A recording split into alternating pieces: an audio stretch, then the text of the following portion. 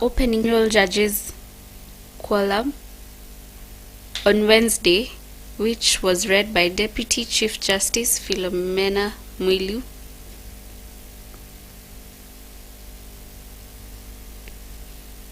Koome cited that the Salaries and Remuneration Commission and the Controller of Budget as having encroached on the mandate of the Judiciary and Judicial Service Commission. The CJ said that underfunding is still a major challenge for the judiciary and that the Judiciary Fund is not operating optimally due to bureaucratic bottlenecks and roadblocks from the COB. She called on the government to take steps to address these challenges and to ensure the independence of the judiciary. Of the social transformation promise of the Constitution envisages that we are to be the enablers for the realization of its aspirations. We are to utilize the law to effect positive social change.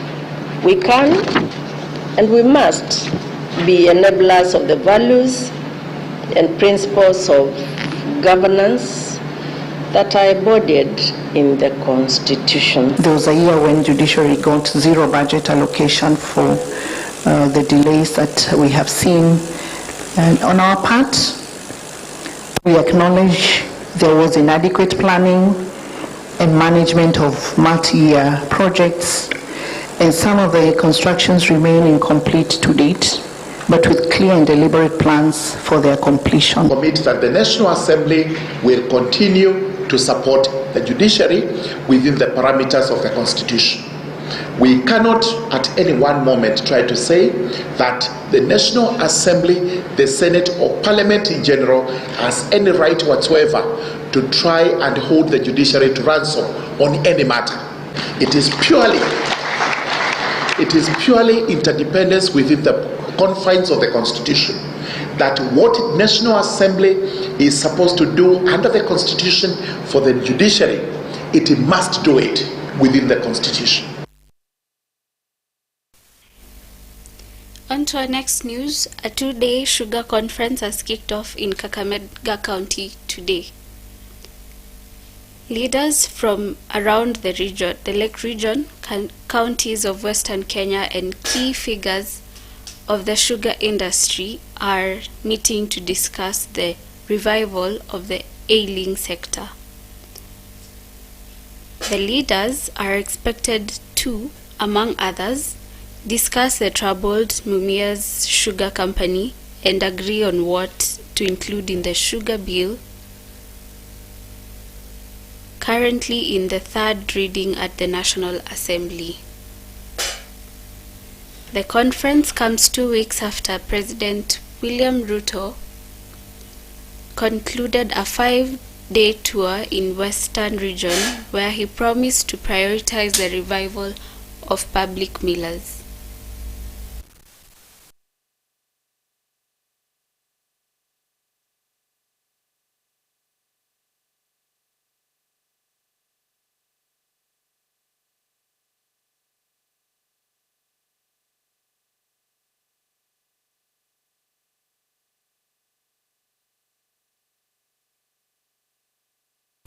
On to our next news. Kisumu County Assembly has suspended 4 nominated MCAs from all functions of the Assembly until further notice. This follows as a communication from the ODM party after the National Executive Council resolved to expel them. Kisumu County Assembly Speaker Elisha Oraro says the 4, Caroline Opar, Kennedy Ajwang, Peter Obaso, and Regina Kizito will not participate in the Assembly activities.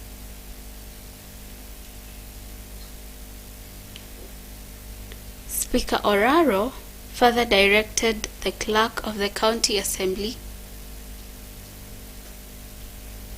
to take notice of the communication and ensure that the necessary administrative actions are taken to enforce the suspension of the four.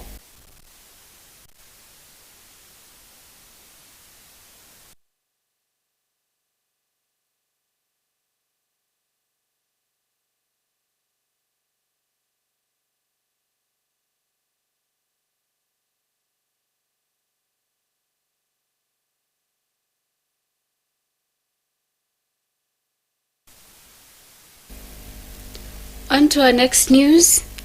Maize traders in Hispania, Kuria have lamented over the low prices experienced in the last month after the Bama harvesting season.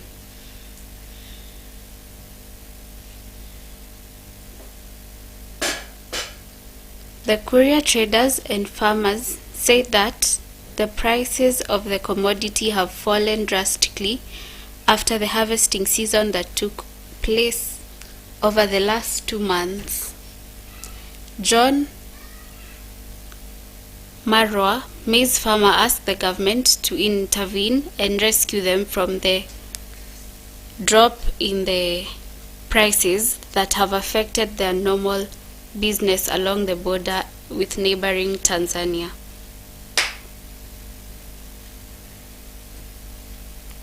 Haso wakulima wa Kuria tumeshangaa mahindi bei imeshuka. The border closed due to low customers as a result of the low prices that many traders are experiencing. Haso wakulima wa Kuria tumeshangaa mahindi bei imeshuka. Kilo moja ilikuwa inatoka shilingi 62, 63 hadi 65, inachezea hapo. Lakini sisi tunashangazwa wakulima baada ya kuvuna tu kwa huu muda wa mwezi mmoja uliopita, bei imeshuka mpaka sasa hivi mahindi ni shilingi 40, 42, 43, 45. Tungependa msimu huu ambao tumeingia kulima, serikali iweze kujiandaa vilivyo. Wahakikishe kwamba watuletee bei, waongee na county government, wale ambao ni wahusika, waziri wa kilimo aweze kukaa chini na watu wake wapange. Itakapokuwa imefikia hatua hiyo ambayo tunauza chakula, tuhakikishe tumepewa bei ambayo itaturidhisha, bei ambayo haitaumiza mkulima, na sisi tujisikie kama wakulima wengine ambao wako kwenye nchi yetu ya Kenya. Itakapokuwa serikali imeingilia, ina maana tutakuwa tumeinuliwa kwa upande huo. Na zile changamoto ambazo tulikuwa nazo kipindi cha nyuma cha kununua mbolea kwa bei ghali, hiyo tumetoka. Sasa cha msingi mtuangalie bei, ili kama serikali inataka kilimo kiendelee, tunaomba bei iangaliwe na mkulima awezeshwe kupata faida kutokana na jasho lake. Mimi nilikuwa naomba serikali ituweze kutusaidia jambo mawili ama matatu. Kuna baadhi ya wakulima tulijiandikisha kwa mbolea, lakini mpaka wale hiyo tujapata message. Tulipojaribu kwenda kufuatilia kule tuambie tukodi, ambapo tulipojaribu kuweka haikufanikisha. Jambo la pili, kwa naomba serikali katika upandaji wa mbegu, tumezoea hizi mbegu za East Africa ambazo ni Seedco na zinginezo kina Duma, ndio tunazofanya hapo kwetu vizuri. Mbegu za kama kimfura hybrid hapo kwetu haiwezi kuhimili changamoto zako. Lakini changamoto tunazopitia katika mbegu, tuko tunaomba serikali angalau itujali.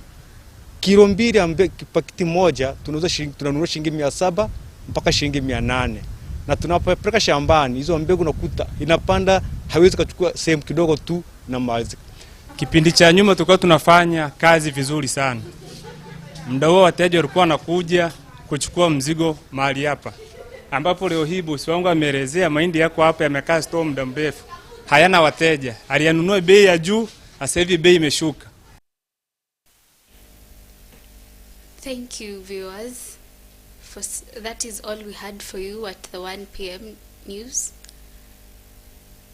My name is Edna Kaindi, and the sign language interpreter Wanjangede. Hope you have